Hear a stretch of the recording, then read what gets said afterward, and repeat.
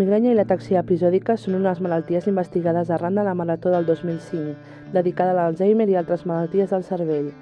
El doctor Bruce Corman ens explica en què consisteixen aquestes malalties que afecten a 6 de cada 10 persones. La migranya és de fet una cefalea, és un tipus de mal de cap en què hi ha unes característiques molt determinades, que té una intensitat moderada o severa i a més que va acompanyat moltes vegades de símptomes com per exemple les nàusees, els vòmits, fotofòbia, és a dir, hipersensibilitat a la llum o hipersensibilitat als sorolls.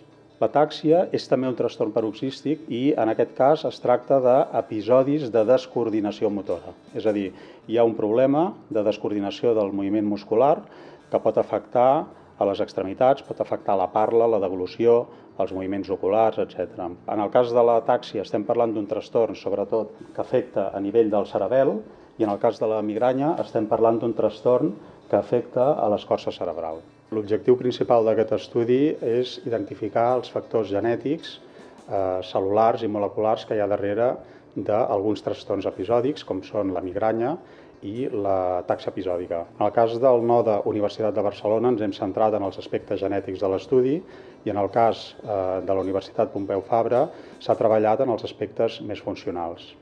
Els nostres resultats aporten aproximadament 10 nous gens de predisposició a les formes comuns de migranya. S'ha identificat una mutació, un canvi en pacients que no és la causa de la patologia, sinó que pel contrari és una variació genètica protectora, una variació que atenua el fenotip migranyós. I això pot tenir un gran interès de cara al desenvolupament de possibles estratègies terapèutiques.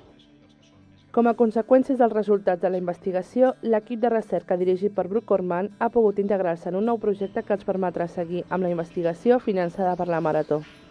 A nivell de perspectives de futur, gràcies a la Marató, nosaltres hem pogut iniciar un nou projecte, en aquest cas finançat pel Ministeri de Ciència i d'Innovació, i hem pogut integrar-nos en un consorci internacional que utilitza noves tecnologies de seqüenciació massiva de gens i també tecnologies de genotipació massiva que permeten fer abordatges molt més globals. En comptes de centrar-nos en gens candidats, podem abarcar el genoma sencer i tenir una visió molt més global de quina és la base genètica d'aquesta patologia.